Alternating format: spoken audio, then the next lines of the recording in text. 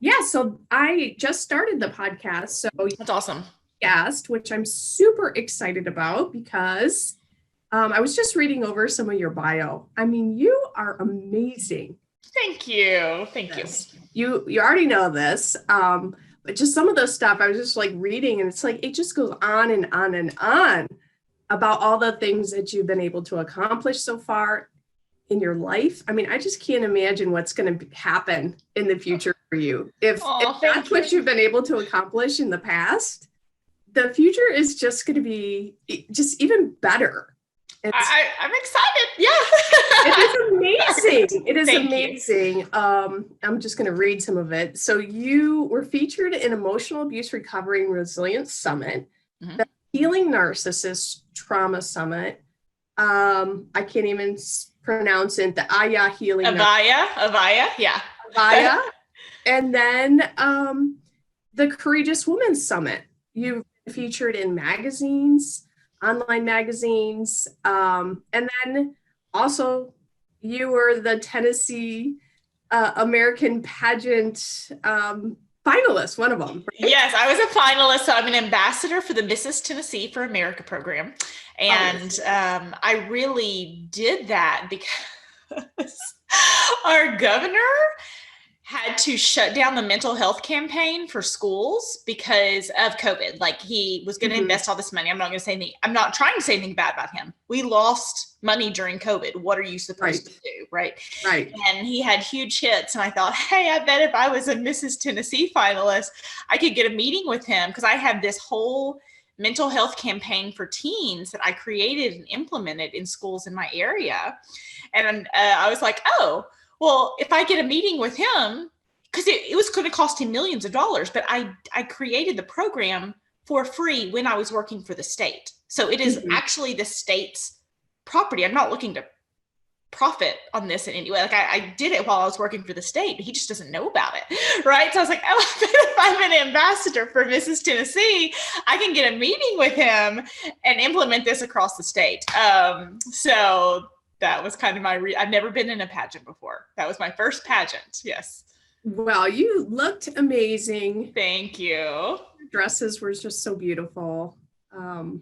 Thank you for sharing on Facebook. So you and I have been Facebook kind of peers for a couple Yes. years now, and it wasn't too long ago that I was actually talking to you about my mom, who Yes. was in a very toxic relationship. So that luckily she is now out of that relationship. Good. Yay! Very, yeah. Yeah. Yeah. Right. But she's still in the process of trying to get over it. And it sounds to me like that is really what you specialize in is Mm-hmm. toxic relationship recovery. Mm-hmm. Is that right? That's absolutely right. And sometimes I don't use the word recovery because then it sounds like I'm connected with like Alcoholics Anonymous or something, which Mm-hmm. I that's not my specialty, right? Within that season, but it really is because to say you're a toxic relationship specialist means I obsessively study toxic relationships. But what I obsessively study is patterns of success after toxic relationships, right? How some people go on to thrive, how some people never seem to thrive and they get in another toxic situation, or they're breathing but not living, Mm-hmm. right? And golly, toxic. What I'm in my book, Toxic Person Proof. I'm actually referring to them as toxic people encounters rather than toxic relationships because you could have a horrible boss, you could have a horrible mother, you could have a horrible all these toxic people encounters, a horrible neighbor who makes you hate where you live. And really, the recovery process is pretty similar. And when we put toxic relationships into this category of domestic violence or domestic Mm-hmm. abuse, people tend to separate from it. Like, oh, if you are in a toxic romantic relationship, you are lower, you're beneath, you're stupid, you're less than. But if you have a toxic boss that you put up with for 20 years, like it's like you're to be admired somehow. And I really want to change that stigma because if we can just say a toxic relationship is a toxic relationship is a toxic relationship, and a toxic person encounter or a toxic person encounter, then we can learn from all the ways you build after that, rather than putting romantic relationships into this weird category of codependency, which I think is a real disservice to the conversation. Yeah, I love that way of thinking. That is so different than what I personally, I guess I fall right in line with the way that you want to change. Yeah. Most people do. It's okay. Right, because I've lived with my mother being in a toxic relationship for now, 37 years. And so it's hard for someone like me who hasn't ever had that experience to be as empathetic as I know I should be. Mm-hmm. And it's there's empathy, and just like in a kind way, but there's also empathy in a really just like understanding way. And when we better understand what happens within the early contexts of toxic relationships, then we can prevent toxic relationships. But if we have this category of us versus them, me, I would never put up with that. Me, I would never be in a toxic relationship. Me, I would never be conned. And you start to have those conversations with people, and then you talk to them about their adult children. And their adult children are using them. Their adult children are manipulating them. Their adult children are conning them. And they're like, oh, you horrible person. How dare you put up with that from your husband? But then they're putting up with the same behavior from their child. Right. Yes. But you're stupid and I'm a good mother. Like, no wonder the conversation isn't changing. Yes, such a good point. Such a good point. So how do you feel like you can shift that thinking? Is it just reaching out to more people? Or is it through your programs? Like, how do you want to impact the world, I guess, with the way you're thinking? Because it is so fresh and so wonderful. I love the way you're thinking. Thank you. And usually people kind of like pause, like after everything I say, when I do these podcast interviews, they kind of go, oh, yeah, that makes sense. But it's such a new way of thinking, and it's really interesting in these interviews. It is very fresh. Thank you. And that's what we really need, is we need new ideas and ways of thinking and being in order to change the way the pattern is, right? And that's what it's all about, right? Mm-hmm. That's what it's all about. Are our current strategies working? I say no to the expletive no. Like, I cannot say how strongly toxic relationships are taking over. And when you start to study researchers who are studying this, toxic relationships are on the rise. Toxic people are on the rise. Personality disorders are on the rise.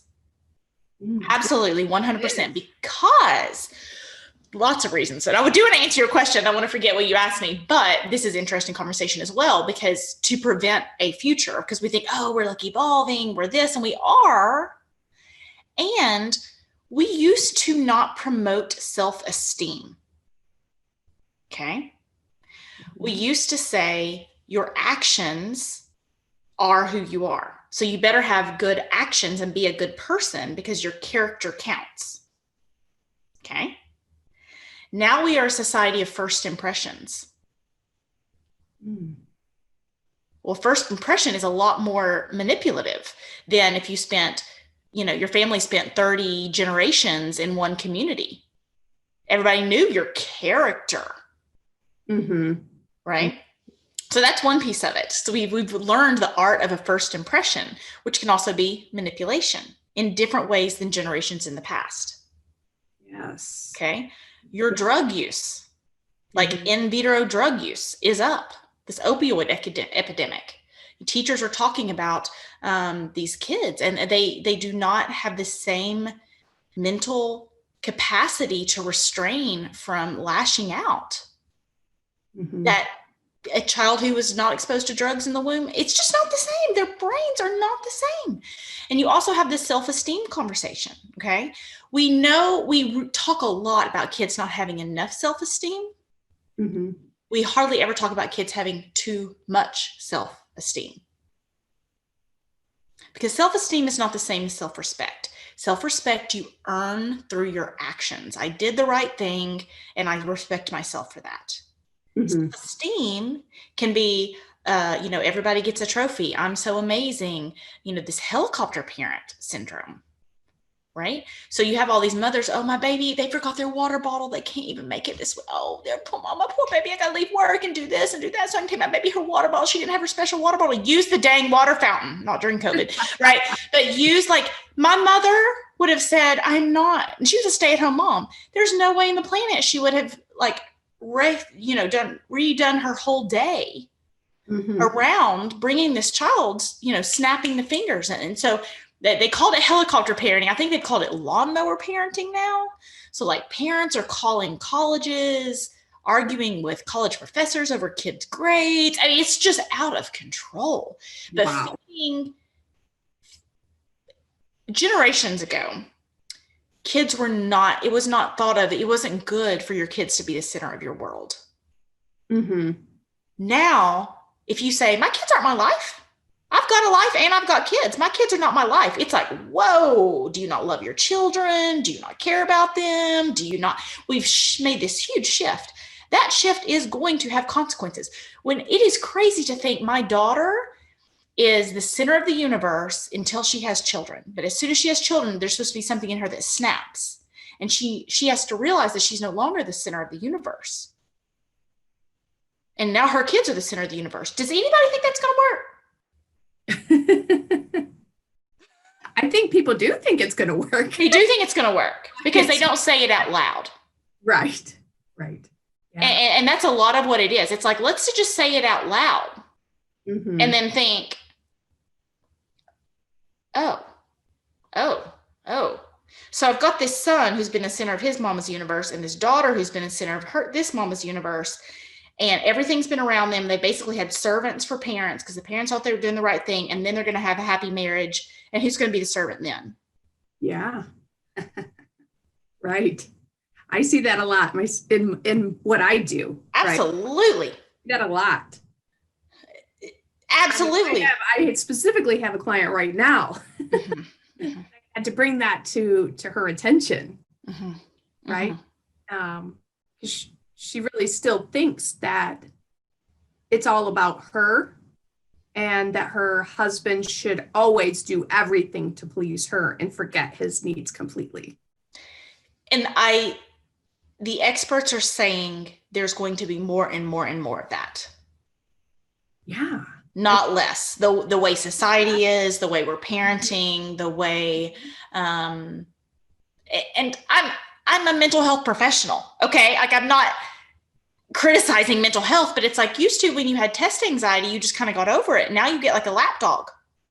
It just changes things. Like we're going to expect the world to accommodate us. And I'm a mental health professional. I'm not insulting anxiety. I'm not insulting us having our needs met. We do not have to build resiliency in the same way that we did in previous generations. Yeah. So there's that.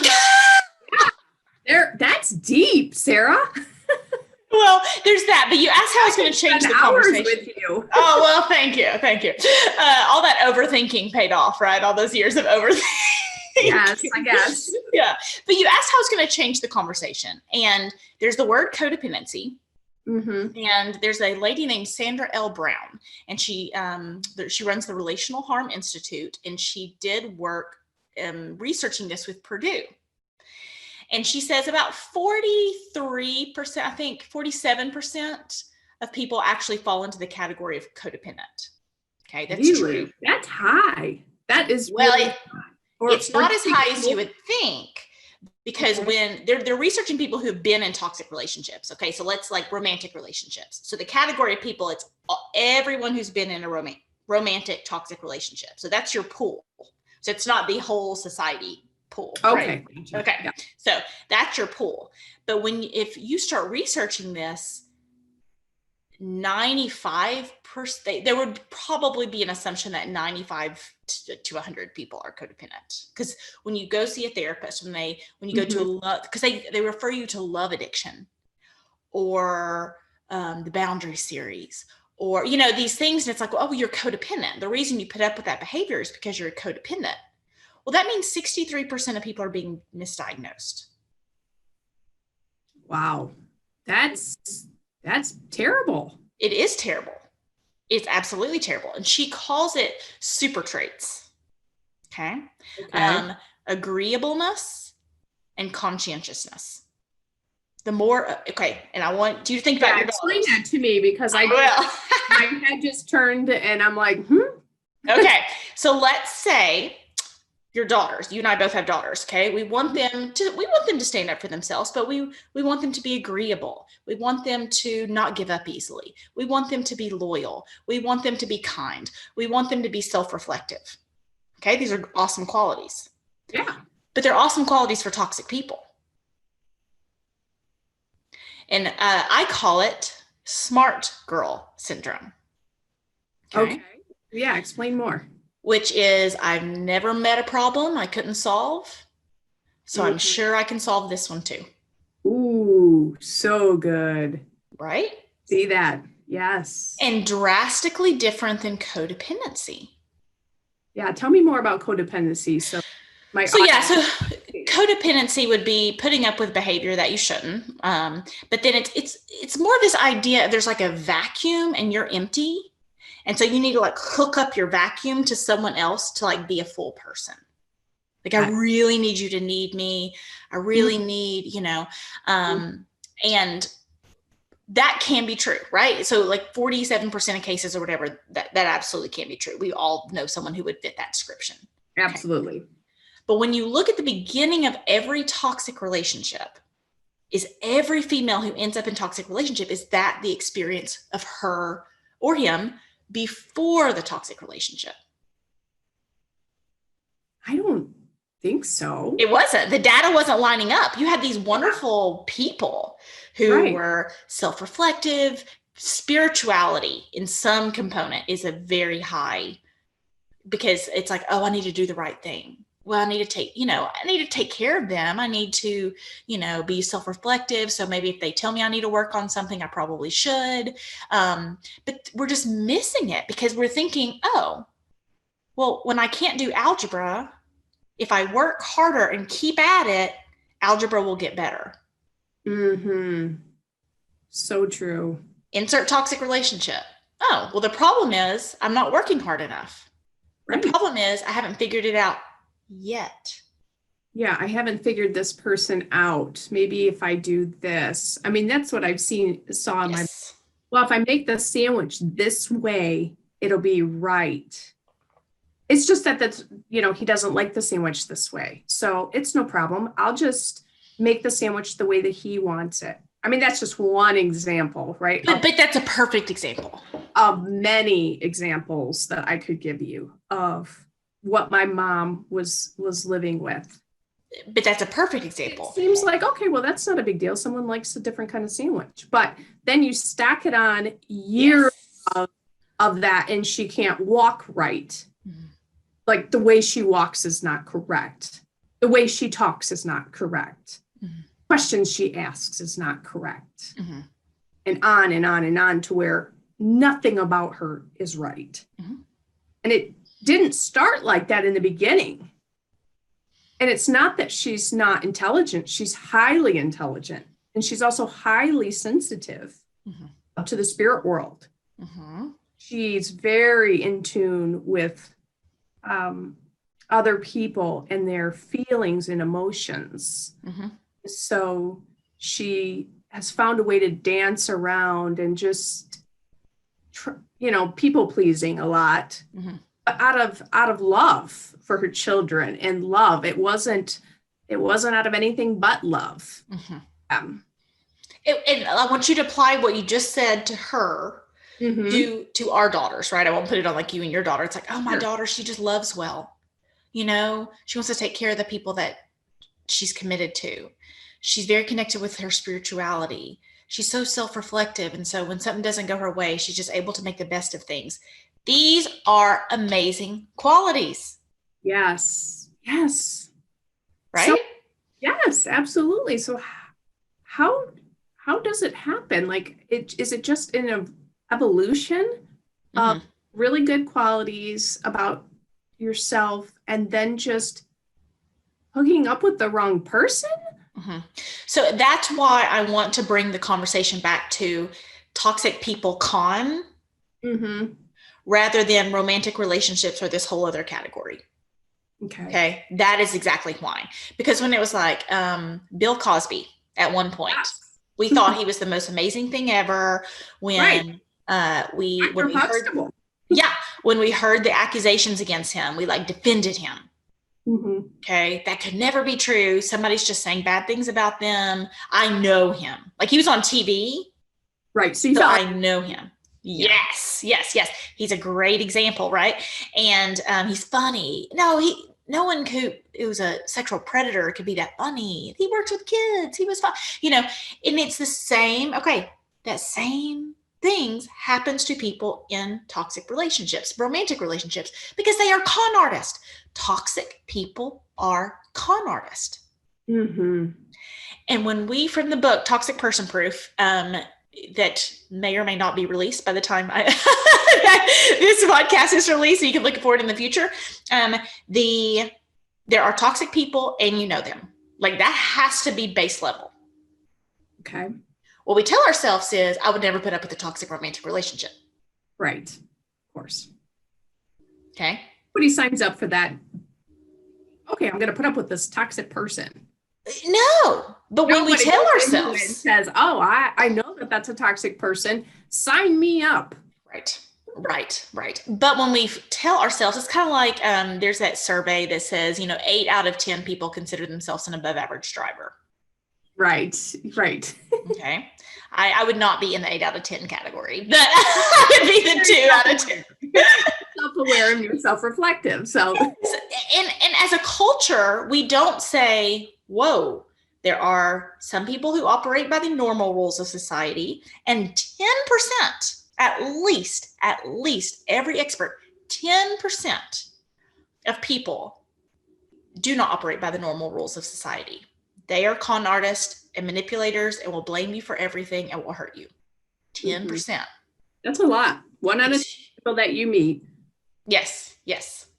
So there's a disconnect in, whoa, there's all these people who said they've been in toxic relationships and really obviously have. Like when you hear their stories about the sandwich, I've heard that 1,000 times, right? Yeah. And it's like, okay, so do these people not have jobs? Do these people not coach ball teams? Do these people not do business deals? Right. That can't be. Mm-hmm. That can't be. Right. But when we put people in this subcategory of, if you were sleeping with them, you're stupid. But if I sign my kid up for their ball team or go into business with them or hire them, then I just got conned. Right. Yeah. We need to change the perception of the way that we think. And I'm one of them, and you're changing my mind completely today. Really. Yeah. I mean, this is really eye-opening for me in my judgments, and this is good self-reflection for me. But you see too why it would give your mother permission to leave earlier. Oh, toxic people con people. They conned me. Here we go. Versus, I'm worthless. I'm stupid. Why'd I put up with this for so long? What's wrong with me? I'm codependent. When that language is going through people's heads, I don't want to tell anybody. I don't want another failed marriage. I don't want, of course they don't. When you think about leaving a toxic relationship, that is like getting out of a refugee camp. And I am very serious. It is like this. It's like running away from a refugee camp. And hardly anyone is saying you're so brave. They're saying you're so stupid. Yeah.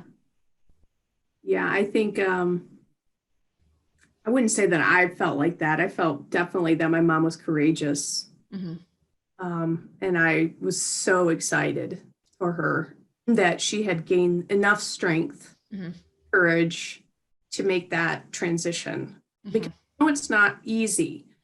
I know it's not easy to get divorced from a good person. I know it's not easy to get divorced from somebody that is toxic. It's just so much harder.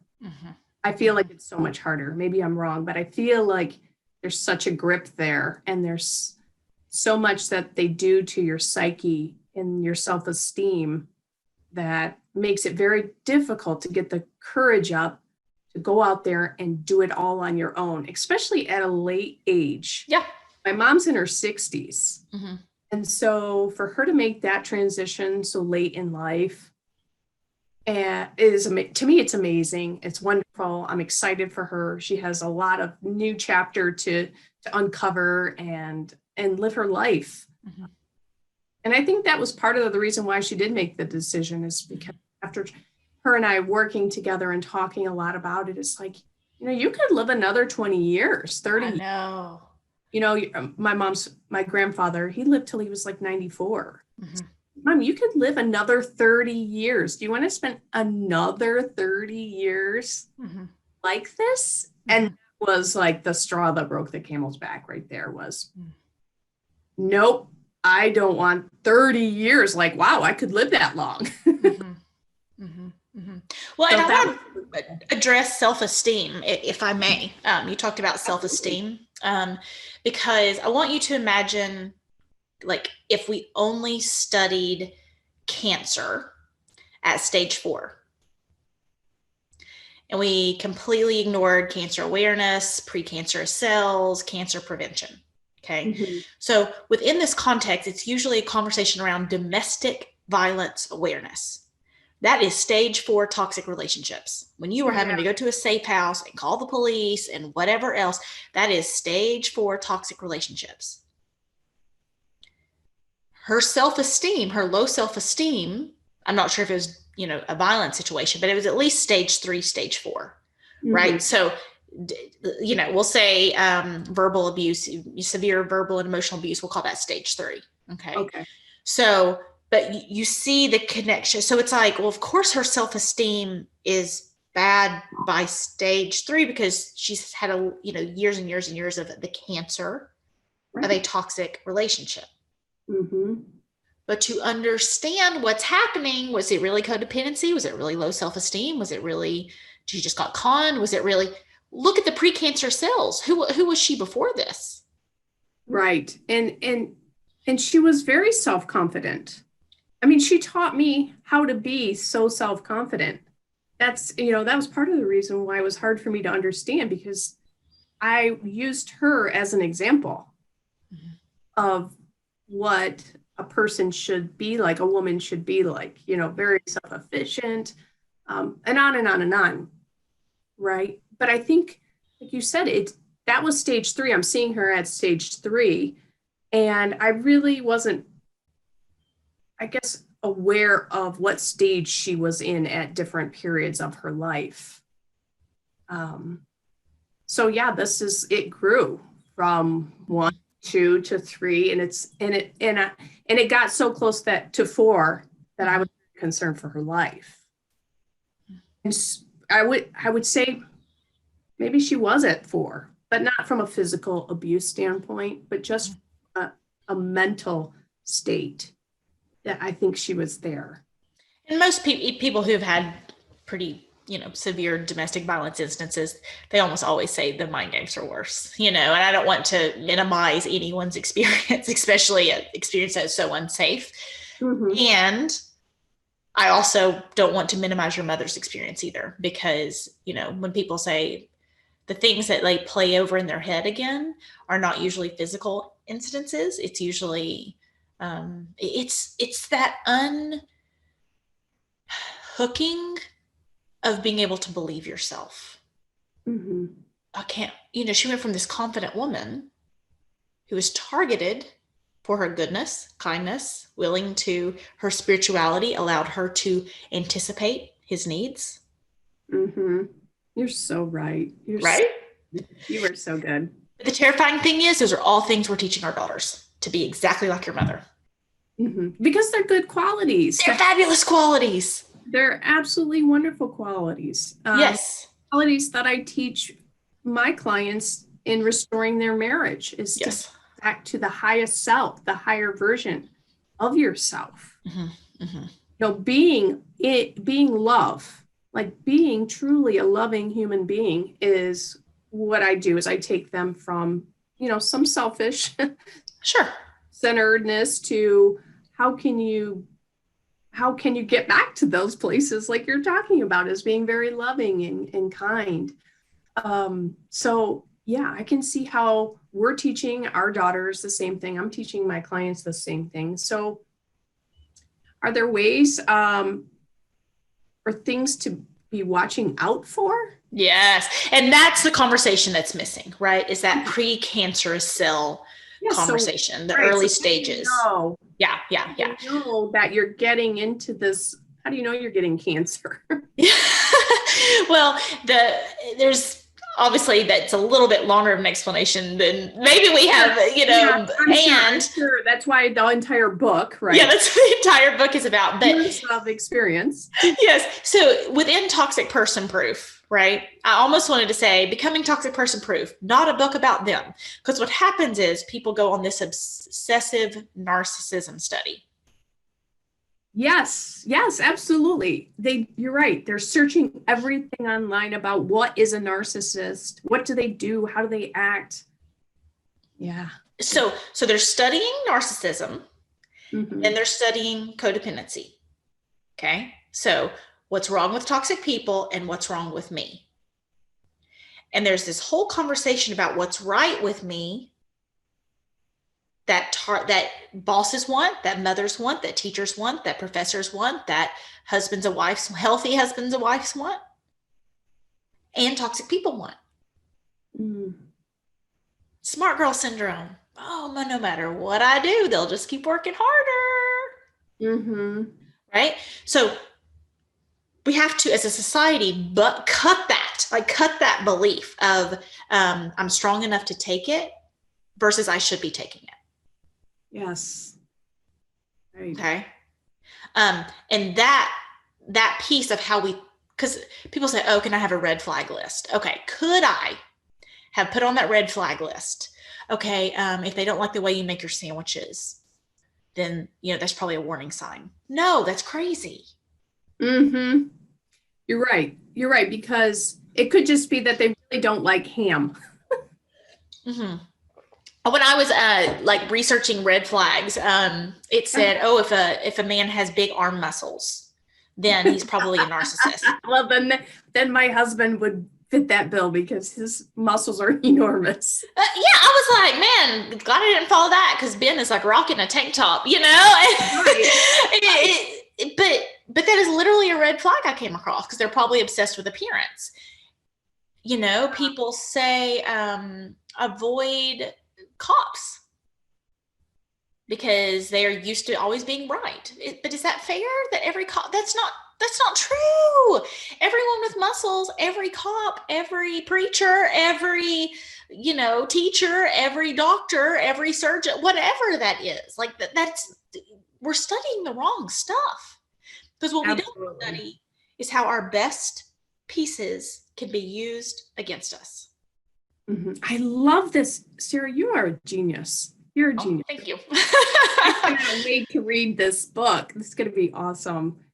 This is great. Well, thank you. I really hope to change the world. I know that sounds so cheesy, but no, really, this is the piece that is missing. Yes.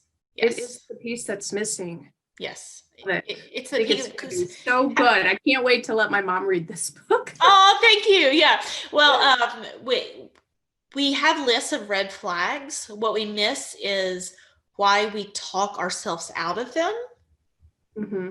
Of the flags being red. In the context that we can because our identity is being good and kind and loving, giving, forgiving.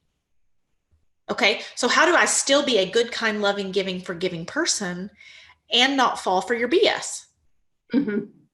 Yep. How do we teach our daughters to be both of those people? Right? You want the good qualities, but you also don't want them to put up with. And to be used against you. And I'm very specific in the phrase, you want to keep your good qualities. You don't want to allow them to be used against you. Okay. Right? Used against you. Yeah. Because that's where some of the disconnect is. Because what toxic people do is, I thought you weren't selfish. Right. You act like you're so godly. You act like you're so wonderful. You act like you're so spiritual. You act like you're such a good, enlightened, whatever language they may use, and what kind of what kind of mother? Yes. I've heard that one. What kind of mother doesn't do X, Y, and Z? Yes. From him. What kind of mother? Yes. It's like they went to school to learn how to do this. And I understand why people study, and because there's a lot of conversation right now. Have we become too obsessed with narcissism? And maybe. And what we're really studying is how people manipulate you. Okay. And that's, but no one's saying it. They're talking about studying narcissism. And a better study is, how do I make sure I'm never manipulated again? That's a better conversation. Yeah. So you have a few programs that help people. Do you help men and women, or do you focus only on helping women right now? Right now, it's women. I'm really fabulous at saving people thousands and thousands and thousands of dollars. is the very honest answer. So, and I think that might be a greater draw to men. The men and women look very differently. Typically, for the most part, your men are going to play the hero. Like, I'm the expert and I should be able to tell you what to do. And toxic women tend to play the victim. Oh, I'm so helpless and you should save me. Okay. That is. Yeah, but I think there is a huge market for that. Yeah. I mean, I'm sad to say that there is a huge market for that. It's a huge market that's going to be growing larger, is what every expert, sadly, right. 1 in 10 people. And these people right now, the people who are studying narcissism are most of the people who've been in toxic romantic relationships or had toxic parents. Okay. That's very personal. These people are working for your business. Absolutely. Right. Yeah, they are not isolated. Partners. Yes. That are at your church, perhaps. Yeah. Sandra L. Brown, when I interviewed her, she said, God, don't go to church to find a man. That's the worst place to find one. I was just like, oh, jeez. But there might be some truth to that. Cover, right? Like, oh, look what a good person I am. I help the orphans. Oh, yes. Right. I help the orphans. So when you think, and it creates this cognitive dissonance, like, how can this person be so good and yet so mean to me? I must be the problem. Absolutely. Right. It makes you wonder. Yeah. It makes you question your sanity, I think. And that is why you end up from precancerous cells to stage 3 and 4. Because you do question your sanity. And when someone has stolen your sanity from you, that is a soul rape. I mean, and I am using that word very much on purpose. Yes, it gives me like almost like a nasty feeling when I hear that word rape. And I agree with you that it is like taking your soul. Just watching my mom go through it, it's like taking her soul. Luckily, though, it's coming back. So yeah, she's rebuilding. I love that. Yeah. So yes, right now I work with women. I have the Wondrous Woman program. I run the Facebook group Finding Love and Success After a Toxic Relationship.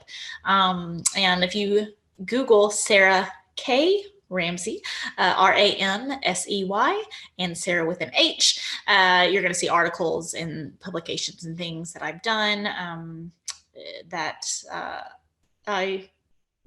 a different conversation. And I think a really important one.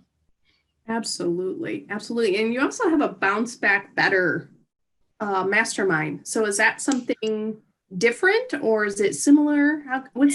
It's similar. So I work with people privately and through group coaching. So there's some differentiation. Bounce Back Better mastermind, eventually, when I am able to figure out a way to have 36 hours a day instead of 24 hours a day, is, once you kind of go through the Wondrous Woman program, like life after that. Because I do feel like, I really, really do feel like, after you've been through the hell of a toxic relationship, everything else can seem easy because nothing is as hard as trying to build back your sanity. So once you do that, like, what can you accomplish? Like, what can you do? Oh, right. You can accomplish anything. Yeah. And that's really that bounce back better piece. It's kind of like the end of the Wonderful Woman program right now, but that piece of like, okay, what are you going to do now? All that creative problem solving you were using to try to solve the problem of them. Mm-hmm. Apply that same energy to making the world a better place, to making the world different. And my clients, they write books and they start programs and they make more money and they get raises and they get promotions and they end up as leaders. And it's like, that is what I want the stigma of someone who's been in a toxic relationship. Oh my gosh, you were in a toxic relationship? Well, there's a 63% chance you're freaking awesome. I need you. You're conscientious, you're agreeable, you're kind, you're intuitive, you're amazing. If we can just get like you straightened out, right? Because you do have to get straightened out, right? If you can just get you straightened out, like you can like conquer the freaking world. Like we want to hire all the people who've been in toxic relationships. We want to surround ourselves with all these people. And that's more true than what is being talked about right now. It's 63%. Yeah, it's, when I speak to my mom, it's the same thing. I said, Mom, just imagine what you can accomplish now that you don't have someone holding you back. Well, it's someone holding you back and the mental energy. It's right. She was mental energy to survive. Right. Yeah. Is right. I mean, she has a book in her that she's talking about, and she has, so many qualities, like you had mentioned, that she could use to help other people, right? I'm assuming, based on your experience, that's why you got into this in the first place. I did not think I was going to do this as a kid. Yeah, I did not grow up as a little girl thinking I was going to be a toxic relationship specialist, I assure you. And very, very important, helping people by leading by example. What can happen after these situations, especially with that 47%, they become helpaholics. Okay. Oh, I helped this person. My whole life was about this other person taking care of them. But now if I knew people to take care of, be very careful. If whoever's listening to this, if you decide, a therapist, a whoever, a coach or whatever, do they have the life you want, or are they using you to be okay with their own healing journey? Good point. Drastically different conversations. Yes, drastically different. Well, thank you so much for your time. I really appreciate having you on. I cannot thank you enough. I just absolutely love what you do. I think that everyone should just go to your website, read your book. If they have any toxic relationships anywhere in their life right now, they absolutely need to get a hold of you. So again, tell me what the website is. It is Sarah, SarahK Ramsey, RAMSEY.com. And I run the Facebook group, Finding Love and Success After a Toxic Relationship. You could also follow me in my Facebook page, Sarah K Ramsey, Bounce Back, or send me a Facebook friend request. I love expanding my circle and expanding this conversation. Thank you so very much. I appreciate it. Awesome. Thank you. Okay. All right. Bye-bye.